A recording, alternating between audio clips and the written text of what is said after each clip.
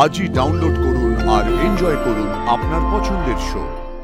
আমার শ্বশুরবাড়ি গ্রামে, তা সেখানে গিয়ে গিয়ে নিই গাছের থেকে, কলা গাছ থেকে হয়তো ছালটা নিলাম বা কোনো বাঁশের পাতা বা ছোট ছোট।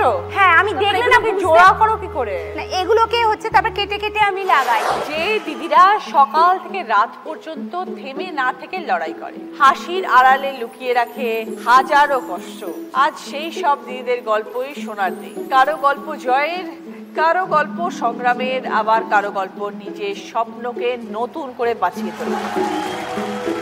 তুমি না ডিজাইনার ব্লাউজের ব্যবসা কত বছর হয়ে গেল করছো? দিদি, আমার শুরু হয় 2020 সাল থেকে। আমি ছোটবেলা থেকে আঁকতে খুব ভালোবাসি। পড়াশোনায় আমার কোনোদিনও মন বসতো না, যেটুকুনি করেছি। তার মানে কি বকা খেতে খুব স্কুলে? না, ভালো স্টুডেন্ট ছিলাম, কিন্তু ওই বাবা বলেছে, মা বলেছে পড়তে হবে পড়তে হবে।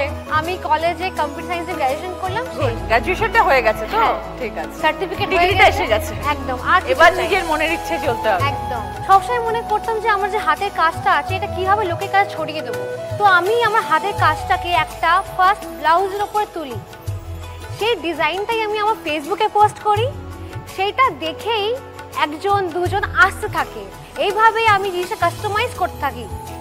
যখনই আমি একটা পিস বানাই, ওই ফটোটাই আমি ফেসবুকে শেয়ার করি। মানে তুমি দেখতেই পাচ্ছ এখানে অনেক ধরনের ডিজাইন আমি শো করছি। এইভাবেই আমার কাজটা এগোতে থাকে। এখন আমি আর আমার বাঘাযতীন নেই, সবাই আসে আমার ফ্ল্যাটে, আমার বাড়িতেই করো তুমি এখন? হ্যাঁ, এটা ওয়ার্ক ফ্রম অনলাইন করো? অনলাইন আছে, অফলাইন আছে। সেখান থেকে তোমার সব অর্ডার আসে? সব অর্ডার আসে, সবাই আসে আমার এখানে বাঘাযতীনে, আমার ফ্ল্যাটে ট্রায়াল দিয়ে যায়, মেক টু অর্ডার হয়। হ্যাঁ দিদি, একদম made to order, completely customized আমার কাজ। যে যেরকম কালার চাইছে, যে যেরকম কালার চাইছে, যে ধরনের চাইছে, শাড়ি এসে দিয়ে যায়। একদম। মানে মোট কথা, আমাকে সবার মনের মতন করে দিতে হবে। অল দ্য বেস্ট রহিনা, ভালো করে এগিয়ে যাও, তোমার নিজের স্বপ্নকে সফল করো। তোমার একটা স্বপ্ন ছিল নিজের কিছু করবে, একদম। ভালো থেকো রহিনা। সোমা যোগা এক্সপার্ট, ছোট্টবেলা থেকে যোগা করছো? ছোট থেকেই করি। আর বাবা খেলোয়াড় ছিল বলে, খেলার সাথে যুক্ত ছিল বলে, বাবা মা, আমার বয়স 43। আচ্ছা, এখন থেকে 20 বছর 30 বছর আগে তারা যে যোগাটার মূল্য বুঝেছিল, তাদের জন্য আমি আজ এখানে। তারা এসেছে, তাদের জন্যই আমি এগোতে পেরেছি এবং সাপোর্ট করে। এই যেমন আমি 2024-এ দুবাই গিয়েছিলাম, তখনও আমার বাড়িতে দুটো বেবি, তাদেরকে সামলানো, এবং আমার হাজব্যান্ডও সাপোর্ট করে বলে, এখন সহযোগিতা করে বলে আমি এখনো দেশের বাইরে খেলতে যেতে পারি। Very good. পড়াশোনা করার সাথে সাথে আমি যোগাটা করেছি এবং হাতের কাজ। কি করে শিখলে এটা?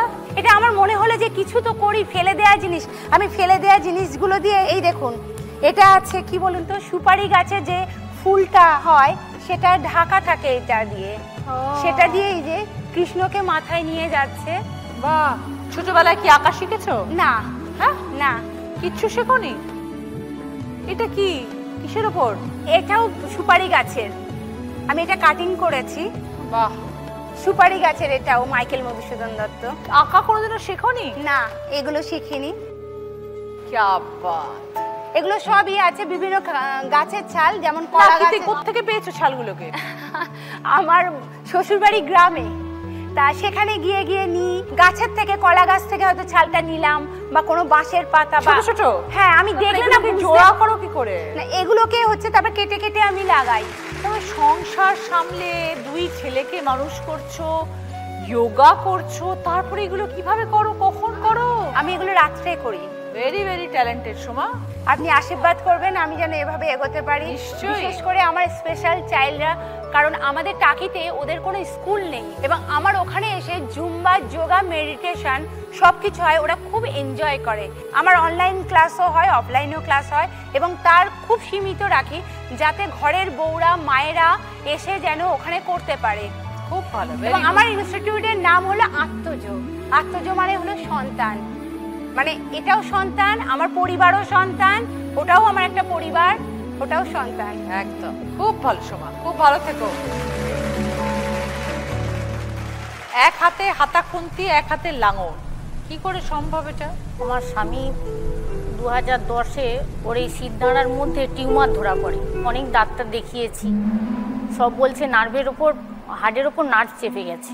এই নিয়ে সবাই বললো তাহলে ভেলোর নিয়ে যাওয়া যাক বলে টাকা পয়সা জোগাড় করে, গয়না টয়না বিক্রি করে দিদি আমি ভেলোর নিয়ে গেলাম 70,000 টাকা নিয়ে। কি করতেন উনি? উনি চটকলে চাকরি করতেন। ওই অসুস্থতার সাথে সাথে ওনার চাকরি ছাঁটাই হয়ে যায়, ওখান থেকে ছাঁটাই করে দেয়। তারপর আমি একা, ছোট ছেলে তখন পড়ে পড়ে। সংসার চলতো কি করে তখন? ধান চাষ করতাম, এই ফুল, মতি ফুল আমি তুলে 10-20 করে মালা হতো, তুলে গেঁথে আমাদের একজন ওখানে হাওড়া যায়, সেখানে তাকে ফুল দিতাম। ছেলে মেয়েরাও গাঁথতো। আমার ছোট ছেলে তখন আমার পড়ে পড়ে, মেয়ে তখন মাধ্যমিক দিবে। কি করব, ওই মেয়ের উপরে সংসার ফেলে, ছেলেকে ফেলে রেখে আমি ওই 70,000 টাকা নিয়ে ভেলোর যাই স্বামীকে নিয়ে। আমার 20,000 টাকা একদিনে খরচা হয়ে যায়। তখন থাকে আমার কাছে 50,000 টাকা। সিদ্ধারার ভেতরে টিউমার আছে, ওটাকে 1 লাখ টাকা বেডেই 1 লাখ টাকা লাগবে। তখন আমি ভাবলাম যে আমার কাছে তো 50,000 টাকা আছে, আমি কি করব ওটা দিয়ে। তখন আমার ভাসুর আমাকে ফোন করে বলে, বৌমা তুমি ব্যাঙ্গালোর হসপিটালে নিয়ে যাও। বলে ওনাকে নিয়ে আমি বললাম আপনি আমাকে টেনে তুলে দিন, আমি ঠাকুরকে ডাকতে ডাকতে আমি চলে যাব। বলে ওনাকে নিয়ে আমি ব্যাঙ্গালোর ওখানে গেলাম। এরকম কল্পনাদির মতো মানুষ থাকলে পরিবার সবার একটা মনোবল যোগে যে আছে, কল্পনাদির মা আছে বা বর ভাবছে আমার স্ত্রী আছে তো সব ঠিক আছে। এত লড়াই করেছেন, একাই তো লড়েছেন, খুব ভালো। ভালো থাকবেন কল্পনাদি। Kaveri handmade skin care products বানান। একদম। কতদিন হলো করছেন? এটা আমি 11 সাল থেকে করছি। অনেক দিন হয়ে গেছে। অনেক দিন, 14 বছর। কিন্তু কিভাবে শিখলেন? আমি এটা 8 সাল থেকে শিখেছি। যে সময় আমরা জন্মেছি, মানে আমার যে এজটা রয়েছে, সে সময় অনেক ফ্যামিলিতে ছিল মেয়ে। হ্যাঁ, তো সেখানে আমরা 3 বোন। আমার বাবা আমাদের সমানে বোঝাতেন মেয়ে বলে কোথাও কম নেই, একটা ছেলেকেও যেভাবে মানুষ করা হয়, একটা মেয়েকেও সেভাবে মানুষ করা হয়। তো কিছু করো, এই কিছু করো করতে করতে একদিন আমার বিয়ে হয়ে গেল। বিয়ের পরে বেশ কিছুদিন হাউস ওয়াইফ ছিলাম, কিন্তু মাথার মধ্যে ওই কথাটা ঘুরতো, কিছু করো। আমি বেশ কিছু কোম্পানির ডিস্ট্রিবিউটারশিপ নিলাম এবং এই কোম্পানির মেয়েদের সাথে আমি স্যালন বা পার্লারে যেতে হতো, এটা আমার কাজের মধ্যে ছিল। এবং ওখানে গিয়ে আমি ক্লায়েন্ট অ্যান্ড পার্লার ওনারের সাথে যে কথা হতো সেগুলো শুনতাম। সেগুলো শুনতে শুনতে আমার মনে হচ্ছিল যে এটা তো আমি তো কিছু করতে পারি, এরকম মানে রোজগার হয়ে যাচ্ছে, হ্যাঁ, কিন্তু এর বাইরেও কিছু আছে, আমি কিছু করব, আমার সাথে আরও কিছু মহিলাও যুক্ত হবে। এরকম ভাবতে ভাবতে আমি বিভিন্ন ট্রেনিং করি, aroma therapy, product making, makeup, hair cutting, সমস্ত সিটিয়ান গিল্ডের আন্ডারে করি। করার পর আমি কাজটা স্টার্ট করি। তখন আমার মেয়ে একটু বড় হয়েছে, 15-16 বছর। তো সে আমাকে প্রচণ্ডভাবে বলতো, মাম তুমি অন্য কোম্পানি হয়ে কাজ করছো, তো তুমি নিজের কোম্পানি করো। বেশ ভালো ভালো কোম্পানির হয়ে আমি ডিস্ট্রিবিউটার ছিলাম, কলকাতার প্রথম মেয়ে ডিস্ট্রিবিউটার হিসাবে কাজ করেছিলাম।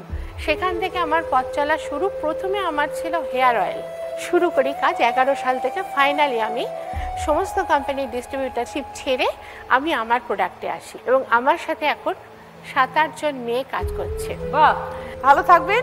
Successful business woman, very good, thank you.